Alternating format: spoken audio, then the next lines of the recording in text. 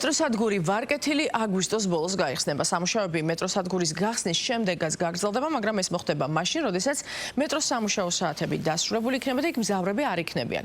თბილისის მერის განცხადებით, მუნიციპალიტეტი მუშაობს იმაზე, რომ რეაბილიტაციის პროცესში აღნიშნული სადგური 1 საათით გვიან გაიხსნას და 1 საათი და ადრე დაიკეტოს. ამ ეტაპზე მეტროსადგურში სამხარაული სახლობის ექსპერტიზის ეროვნული ბიუროს დასკვნის საფუძველზე ქვედა ბაქანის რკინა-ბეტონის თაღის და დახრილი გვირაბის თუჯის სამაგრების სარეაბილიტაციო სამუშაოები მიმდინარეობს.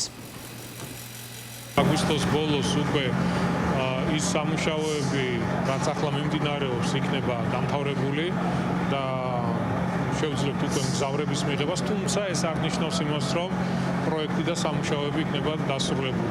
აქ დასრულებული იქნება მხოლოდ და მხოლოდ ის სამუშაოები, რაც წარმოადგენდა გადაუდებელ აუცილებლობას. თვითონ მეტროსადგურის სამუშაოების მთლიან დასრულებას, სარემონტო სამუშაოების დამთავრებას წლის ბოლოსთვის უკვე ჩვენ შევძლებთ და სადგური უკვე მთლიანად რეაბილიტირებული იქნება.